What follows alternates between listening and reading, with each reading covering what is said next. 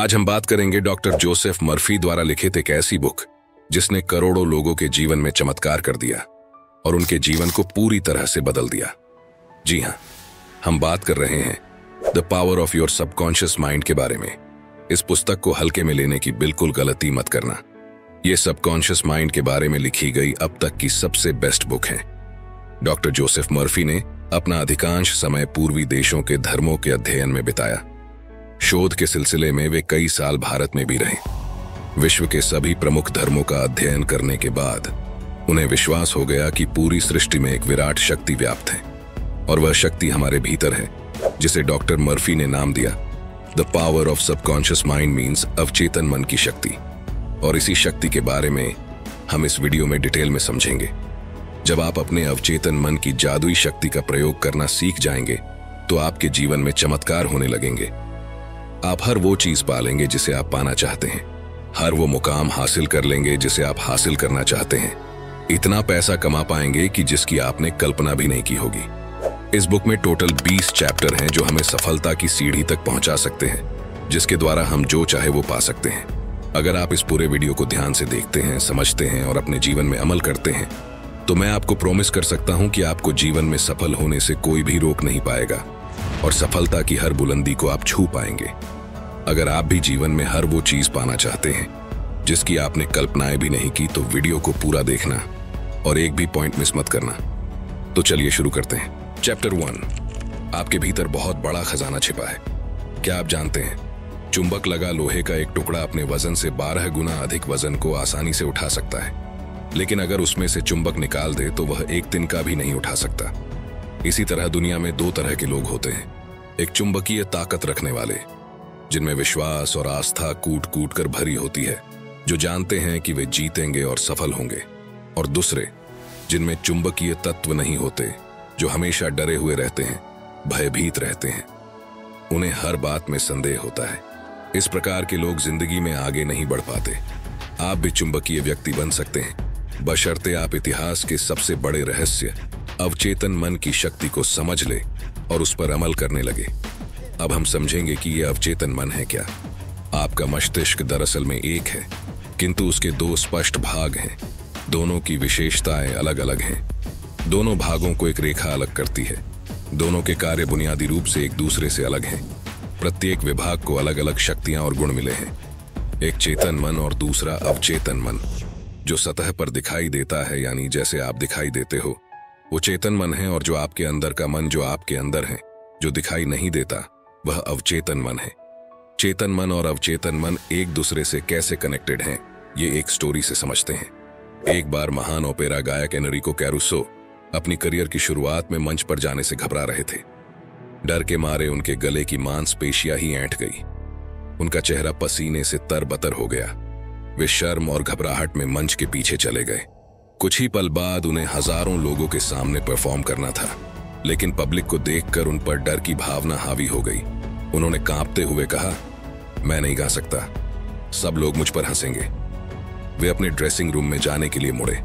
तभी अचानक वे रुक कर चिल्लाए, भाग जाओ डर, तुम्हें भागना ही होगा, भागना होगा, भागो यहां से। वे दोबारा मंच पर गए और सीना तानकर खड़े हो गए और उन्होंने ऐसे गाया कि सुनने वालों का दिल जीत लिया। इस स्टोरी से हमने क्या सीखा?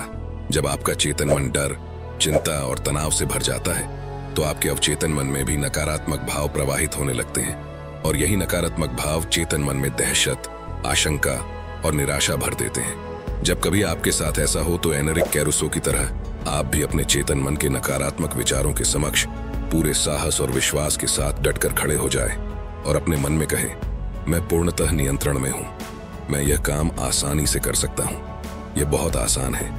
जब आप चेतन मन को इस तरह आदेश देंगे तो आपका अवचेतन मन शांति और सद्भाव से भर जाएगा और आपके अंदर जोश, उत्साह और शक्ति आ जाएगी, और आपको ऐसे परिणाम मिलेंगे जो आपने सोचे भी नहीं होंगे।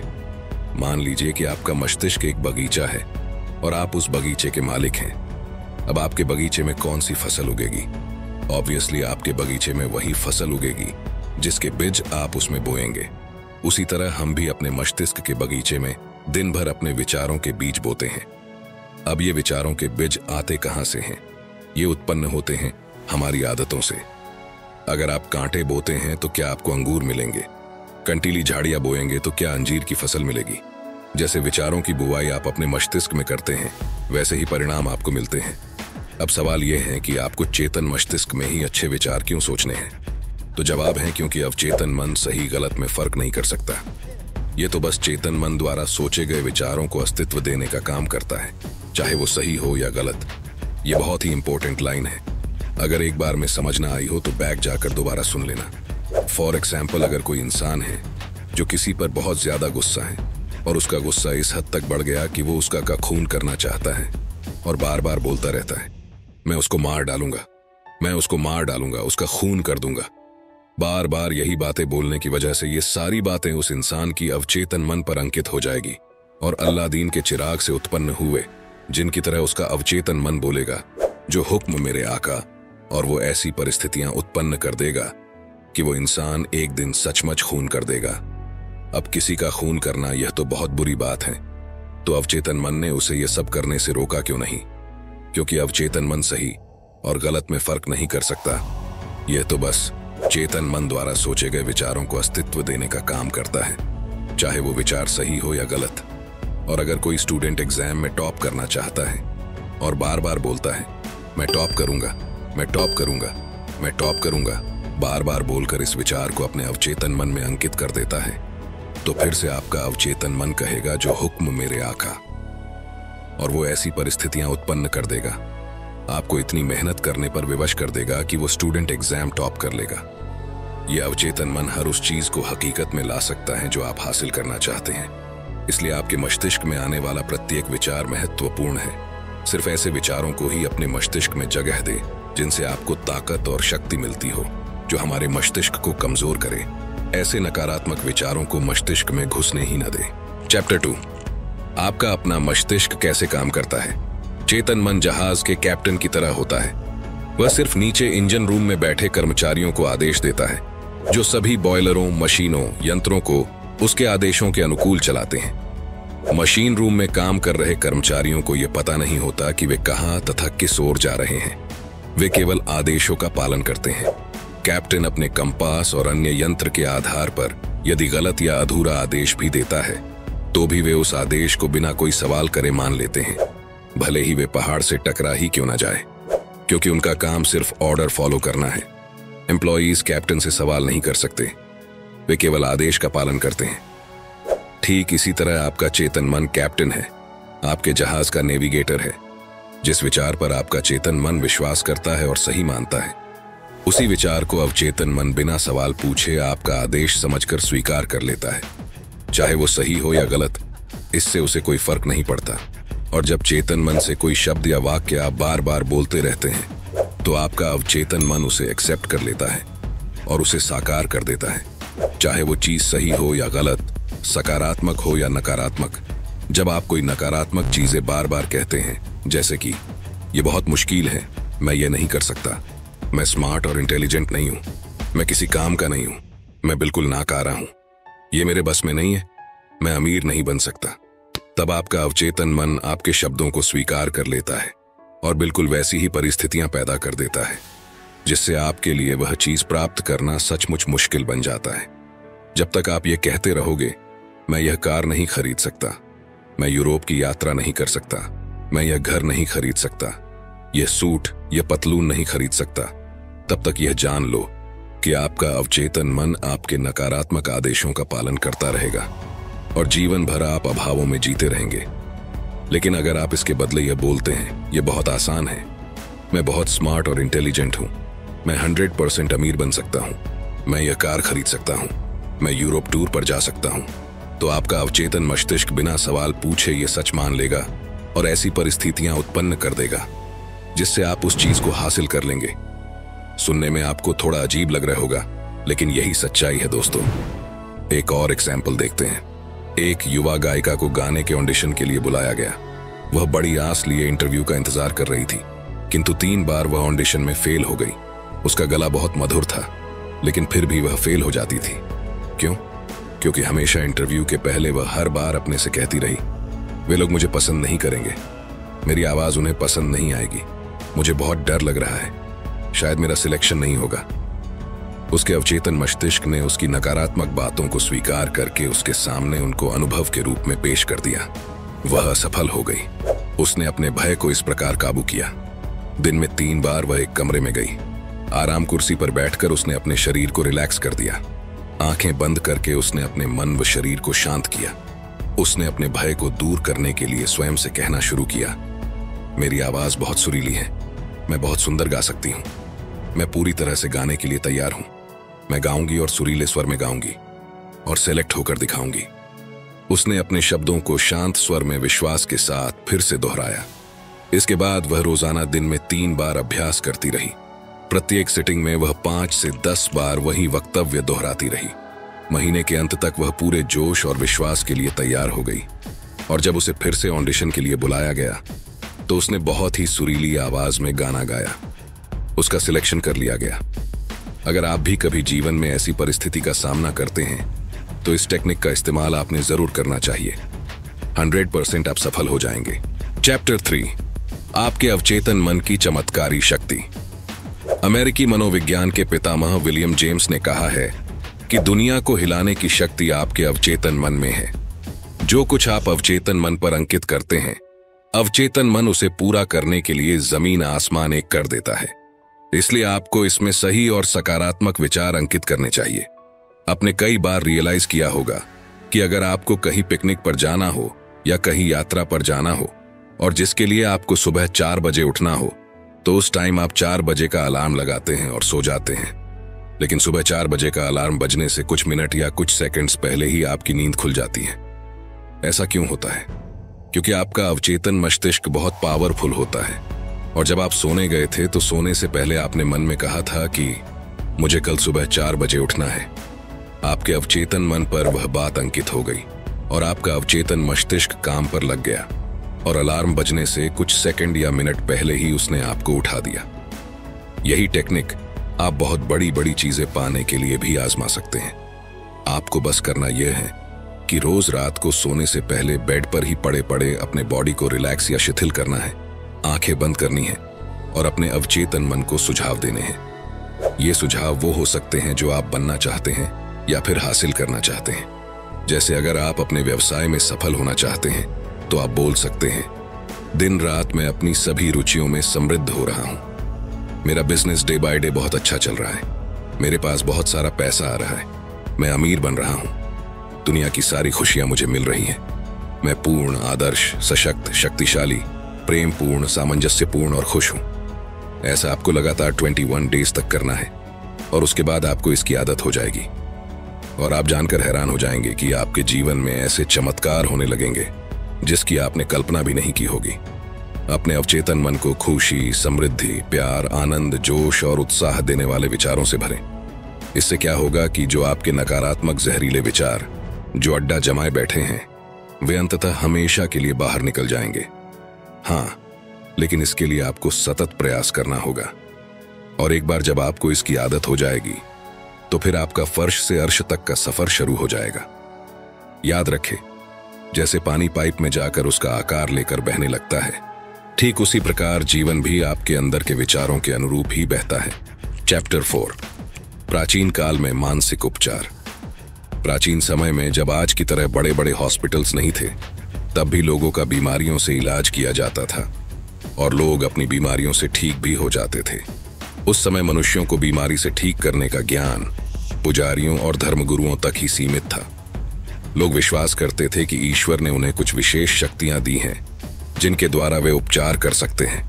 ये पुजारी और धर्मगुरु इलाज करने के लिए मंत्रों का, तावीजों का, अंगूठियों या स्मृति चिन्हों का प्रयोग किया करते थे। जब कोई बीमार हो जाता तो लोग उन्हें इन पुजारियों या धर्मगुरु के पास ले जाते और वे सिर्फ मंत्रों और ताबीजों के सहारे ही उनका इलाज कर देते थे और रोगी ठीक भी हो जाता था। क्या आपको लगता है कि वे रोगी सिर्फ ताबीजों या मंत्रों के वजह से ही ठीक होते थे? ऑथर कहते हैं कि वे सिर्फ मंत्रों या ताबीजों के वजह से नहीं, बल्कि अवचेतन मन के शक्ति से ठीक होते थे। जैसा कि हमने पहले देखा कि लोग उन पुजारियों में, धर्मगुरुओं में विश्वास करते थे कि वे उनका इलाज कर देंगे। उनकी आस्था बहुत ज्यादा होती थी। जैसे ही रोगी उनके पास जाता तो रोगी को लगने लगता कि अब मैं जरूर ठीक हो जाऊंगा और यही निर्देश उनके अवचेतन मन में अंकित हो जाता था कि अब वे जरूर ठीक हो जाएंगे। और जैसे हमने इससे पहले ही समझा है कि अवचेतन मन में जो विचार अंकित हो जाता है वो हकीकत का रूप ले लेता है, और इसी वजह से वे रोगी ठीक भी हो जाते थे। हमारा अवचेतन मन इतना पावरफुल है कि यह हर बीमारी का इलाज कर सकता है। आपकी आस्था जितनी ज्यादा होगी, आपको परिणाम भी उतनी ही जल्दी मिलेगा। चैप्टर 5, आधुनिक युग में मानसिक उपचार। जिस तरह से प्राचीन समय में पुजारी और धर्मगुरु इलाज करते थे, उसी तरह आज के आधुनिक युग में लोगों का इलाज करने के लिए डॉक्टर्स और हॉस्पिटल्स हैं। लेकिन पुरानी कहावत है, डॉक्टर घाव पर पट्टी बांधता है और ईश्वर उसे ठीक करता है। यहां पर ईश्वर शब्द का प्रयोग अवचेतन मन के लिए किया गया है। कोई भी डॉक्टर या सर्जन पूरी तरह से यह दावा नहीं कर सकता कि उसने मरीज को ठीक कर दिया। उपचारक शक्ति एक ही है, हालांकि इसे अलग अलग नामों से पुकारा जाता है, जैसे प्रकृति, जीवन, ईश्वर, रचनात्मक ज्ञान। लेकिन वास्तविकता में ये सभी अवचेतन शक्ति की ओर इशारा करने के भिन्न भिन्न तरीके हैं। एक पेशेंट था जिसकी जीभ में लकवा मार गया था और सभी प्रकार के चिकित्सकीय उपचार व्यर्थ हो गए थे। उसके डॉक्टर ने रोगी को बताया कि उसके पास एक नया यंत्र है जिससे उसे विश्वास है कि उसका इलाज हो जाएगा। डॉक्टर ने पॉकेट थर्मामीटर रोगी के मुंह में लगा दिया। रोगी ने उस नए यंत्र की कल्पना की जो उसे ठीक करने के लिए लगाया गया था। कुछ ही मिनटों में वह खुशी से चिल्ला उठा कि उसकी जीभ फिर से चलने लगी है। एक युवती डॉक्टर के पास आई। उसने लिखकर बताया कि पिछले 4 सप्ताह से उसकी आवाज बंद हो गई है। डॉक्टर ने जांच में यह सही पाया। डॉक्टर ने उसे बताया कि गुम हुई आवाज कभी कभी बिजली के प्रयोग से लौट आती है और यह तरकीब आसानी से सुझाव के प्रभाव से भी की जा सकती है। मैंने बिजली का वह अपरेटस मंगवाया और उसके स्विच को दबाकर सिर्फ उसे यह महसूस कराया कि उसे शॉक दिया जा रहा है, जबकि असलियत में उसे कोई शॉक दिया ही नहीं। बाद में डॉक्टर ने मरीज के अवचेतन को कुछ निर्देश दिए, जैसे अब आप जोर से बोल सकती हो। डॉक्टर ने उसे ए अक्षर दिखाया, फिर बी और बाद में मारिया। वह धीरे धीरे बोलने लगी। गुम हुई आवाज लौट आई। इन दोनों एग्जाम्पल्स में किसी भी मेडिसिन का यूज नहीं किया गया, फिर भी दोनों मरीज ठीक हो गए। क्यों? क्योंकि डॉक्टर सिर्फ उनके अवचेतन मन को यह विश्वास दिलाने में कामयाब हो गया कि उसके पास जो चीज है उससे वे जरूर ठीक हो जाएंगे। उनके अवचेतन ने उसे एक्सेप्ट कर लिया और उनको ठीक कर दिया। इसे ही प्लेसिबो इफेक्ट या बिलीफ सिस्टम भी कहा जाता है। वैज्ञानिक बताते हैं कि 11 महीनों में आपका शरीर नया बन जाता है। कैसे? हमारे शरीर की लाखों कोशिकाएं हर रोज मर जाती हैं और उनके जगह पर नई निर्माण हो जाती हैं। हर 11 महीने में हमारे संपूर्ण शरीर की कोशिकाएं पूरी तरह से मर जाती हैं और उनके जगह नई निर्माण हो जाती हैं। इसका मतलब शारीरिक दृष्टि से आप सिर्फ 11 महीने बूढ़े हैं। अगर आप क्रोध, ईर्ष्या और दुर्भावना के विचारों को अपने शरीर में दोबारा आने देते हैं तो इसमें आपके सिवा और कोई दोषी नहीं है। जैसे अंधेरे से छुटकारा पाने का तरीका रोशनी है, ठंड से उबरने का तरीका गर्मी है, वैसे ही नकारात्मक सोच से उबरने का तरीका सकारात्मक विचार रखना है। अच्छाई की घोषणा करें, बुराई अपने आप गायब हो जाएगी। चैप्टर 6, मनचाहे परिणाम कैसे प्राप्त करें। आपके अवचेतन मन को सराबोर करने का सबसे अच्छा समय सोने से ठीक पहले और जागने के ठीक बाद का होता है। ऐसा इस कारण है क्योंकि अवचेतन सोने से ठीक पहले और जागने के ठीक बाद सबसे ज्यादा सशक्त होता है।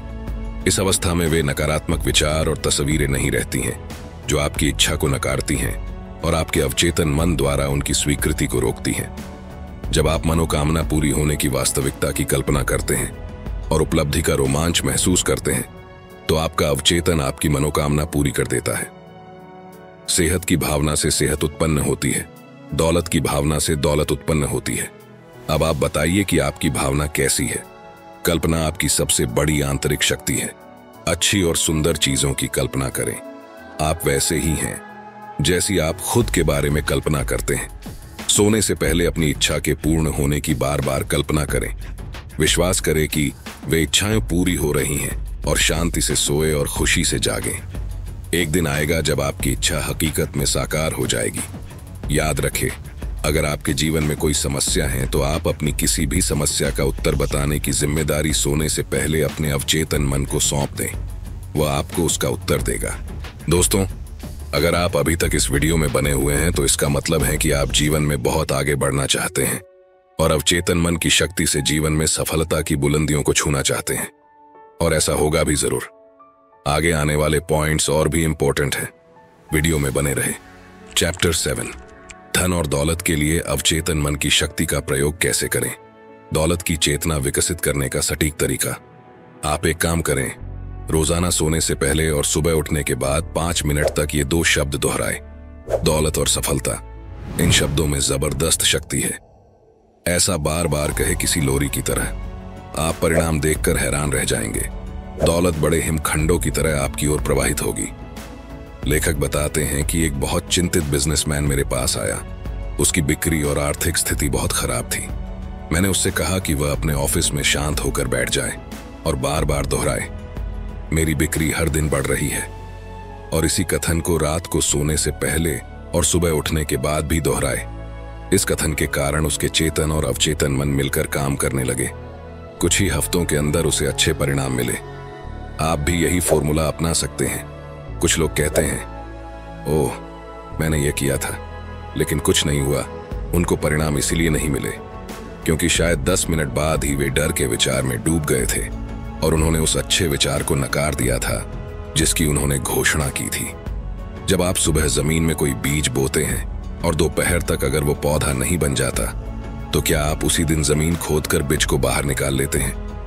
आप उसे बढ़ने के लिए समय देते हैं, उसे जड़ें जमाने और बढ़ने का मौका देते हैं। इसी तरह जब आप अपने अवचेतन मन को कोई सुझाव देते हैं तो कई बार आपको तुरंत परिणाम नहीं मिलते हैं।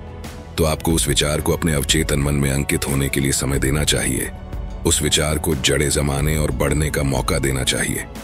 जिस वक्त दौलत का विचार आपके अवचेतन में अपनी जड़ें जमा लेगा तो आपको इतनी दौलत मिलेगी जितनी आपने कभी सोची भी नहीं होगी। चैप्टर 8, अमीरी की शाही राह पर कैसे चलें। यहाँ एक आसान तकनीक दी जा रही है जिसका प्रयोग आप अपने जीवन में धन को कई गुना करने के लिए कर सकते हैं। एक शांत रूम में चले जाएं, आराम कुर्सी पर बैठकर अपनी बॉडी को रिलैक्स करें और दिन में कई बार ये वाक्य दोहराएं, मुझे धन पसंद है, मैं इससे प्रेम करता हूं, मैं इसका समझदारी से, सृजनात्मक तरीके से और न्यायपूर्ण तरीके से प्रयोग करता हूं। मेरे जीवन में धन का लगातार प्रवाह हो रहा है, मैं खुशी से इसे मुक्त करता हूं और यह अद्भुत तरीके से कई गुना होकर मेरे पास लौटता है। यह अच्छा है, बहुत अच्छा है। धन बहुत बड़ी मात्रा में मेरी तरफ प्रवाहित हो रहा है। मैं इसका प्रयोग सिर्फ भलाई के लिए करता हूं। मैं अपनी आर्थिक समृद्धि तथा मानसिक दौलत के लिए कृतज्ञ हूं। तंगी में दिन गुजारने का असली कारण। आपने कई लोगों को देखा होगा जो तंगी में दिन गुजार रहे हैं और महीने का खर्च चलाने के लिए संघर्ष कर रहे हैं। उन्हें अपने खर्च पूरे करने के लिए बहुत जूझना पड़ता है। क्या आप जानना चाहते हैं कि उनके साथ ऐसा क्यों होता है? वे लगातार उन लोगों की निंदा करते हैं जो जीवन में बहुत सफल हुए हैं और जिन्होंने बहुत दौलत कमाई है। वे सोचते हैं कि अमीर लोग बहुत बदमाश होते हैं, वे लोगों का खून चूस चूस के अमीर बने हैं, वे बेईमान और भ्रष्ट होते हैं और इसलिए वे हमेशा अमीर लोगों से और उनके पैसों से नफरत करते हैं। आप दौलतमंद तो बनना चाहते हैं लेकिन दौलतमंद लोगों से और उनके पैसों से ही नफरत करते हैं। और ब्रह्मांड का नियम कहता है कि आप जिस चीज से नफरत करते हैं वो आपसे दूर चली जाती है, चाहे वो दोस्त हो, बीवी हो, बच्चे हो, रिलेटिव्स हो या फिर दौलत। अगर आप किसी इंसान को पसंद ही नहीं करेंगे, उसे हमेशा बुरा भला कहेंगे, उसकी निंदा करते रहेंगे, तो वो आपसे दूर चला जाएगा। उसी तरह जब आप सफल और अमीर लोगों को पसंद नहीं करते हो या उनकी निंदा करते हो तो ब्रह्मांड के नियम के अनुसार पैसा भी आपसे दूर चला जाता है और आपको वापस मुड़कर भी नहीं देखता। इसीलिए ऐसे लोगों के पास पैसे की हमेशा कमी रहती है। तो आपको करना क्या है? आप जब भी किसी सफल और अमीर इंसान को देखें तो कहे, मैं सफल और अमीर लोगों को आशीर्वाद देता हूं, मैं सफल और अमीर लोगों को अपना रोल मॉडल बनाता हूं, मैं सफल और अमीर लोगों से प्यार करता हूं। अगर वे अमीर बन सकते हैं तो मैं भी बन सकता हूं। जब आप सफल और दौलतमंद लोगों के बारे में अपने अवचेतन में अच्छी भावना रखोगे तो आपका अवचेतन मन आपको इतनी दौलत देगा कि आप गिन भी नहीं पाओगे। चैप्टर 9, आपका अवचेतन मन और वैवाहिक जीवन। आदर्श पति को कैसे आकर्षित करें। अगर आपने इससे पहले के अध्याय ध्यान से समझ लिए हैं तो अब तक आप जान चुके होंगे कि आपका अवचेतन मन कैसे काम करता है। आप जानते हैं कि आप इस पर जो भी छाप छोड़ेंगे वह बाहरी जगत में साकार हो जाएगा। अगर आप एक महिला हैं और आदर्श पति को आकर्षित करना चाहती हैं तो इसी समय अपने अवचेतन मन पर उन गुणों और लक्षणों की छाप छोड़ें जो आप अपने होने वाले पति में चाहते हैं। यहाँ एक उत्कृष्ट तकनीक दी जा रही है जिसके द्वारा आप आदर्श पति को आकर्षित कर सकती हैं। रात को कुर्सी पर बैठ जाएं, आंखें बंद कर लें, शिथिल हो जाएं, शरीर को पूरी तरह ढीला छोड़ दें, बहुत शांत, निष्क्रिय और ग्रहणशील बन जाए। अपने अवचेतन मन से बात करें और कहें, मैं एक ऐसे पुरुष को आकर्षित कर रही हूं जो ईमानदार, सच्चा, वफादार, निष्ठावान, शांत, खुश और समृद्ध है। मैं जानती हूं कि मैं उसकी शांति और सुख को बढ़ा सकती हूं। वह मेरे आदर्शों से प्रेम करता है और मैं उसके आदर्शों से प्रेम करती हूं। वह मुझे बदलकर नया नहीं बनाना चाहता है, ना ही मैं उसे बदलकर नया बनाना चाहती हूं। हमारे बीच आपसी प्रेम, स्वतंत्रता और सम्मान है। आदर्श पत्नी को कैसे आकर्षित करें? अपनी आदर्श पत्नी को आकर्षित करने के लिए नीचे दी गई सकारात्मक घोषणा करें। मैं ऐसी महिला को आकर्षित कर रहा हूं जिसके साथ मेरा बहुत अच्छा तालमेल होगा। ये महिला ऐसी है जिसके साथ मेरी जोड़ी आदर्श रहेगी। वह आध्यात्मिक, निष्ठावान, वफादार और ईमानदार है, सामंजस्यपूर्ण, शांत और खुशमिजाज है। हम एक दूसरे की तरफ प्रबलता से आकर्षित हो रहे हैं। मैं जानता हूं कि मैं इस महिला को प्रेम, प्रकाश, शांति और खुशी दे सकता हूं। मैं महसूस करता हूं और विश्वास करता हूं कि मैं इस महिला के जीवन को अद्भुत बना सकता हूं। मैं अब आदर्श जीवन साथी को स्वीकार करता हूं। मानसिक रूप से अपनी पत्नी की वैसी तस्वीर बनाएं जैसी उसे होना चाहिए। खुश, सुखी, स्वस्थ और सुंदर। अपने पति को उस तरह देखें जैसा उसे होना चाहिए। सशक्त, शक्तिशाली, प्रेमपूर्ण, सद्भावनापूर्ण और दयालु। मानसिक तस्वीर देखते रहेंगे तो आप अनुभव करेंगे कि आपका वैवाहिक जीवन स्वर्ग बन चुका है, जो सद्भाव और शांति से भरा है। चैप्टर 10, मन से हमेशा युवा कैसे रहे। आप उतने ही युवा हैं जितना खुद को मानते हैं। मैं हर कुछ सालों में लंदन के कैक्सटन हॉल में भाषण देता हूं। ऐसे ही एक भाषण के बाद एक सर्जन मुझसे मिलने आया। उसने मुझसे कहा, मेरी उम्र 84 साल है। मैं हर सुबह ऑपरेशन करता हूं, दोपहर में मरीजों को देखने जाता हूं और शाम को मेडिकल व वैज्ञानिक जर्नल्स के लिए लेख लिखता हूं।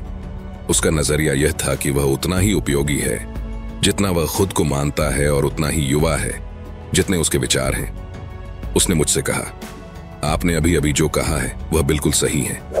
व्यक्ति उतना ही युवा होता है जितना वह खुद को मानता है, उतना ही मूल्यवान होता है जितना वह खुद को समझता है। कुछ लोग 30 साल की उम्र में ही बूढ़े हो जाते हैं, जबकि कुछ 80 साल में भी युवा रहते हैं। मस्तिष्क ही सबसे बड़ा बुनकर, आर्किटेक्ट, डिजाइनर और मूर्तिकार है। नाटककार जॉर्ज बर्नार्ड शॉ 90 साल की उम्र में भी सक्रिय थे।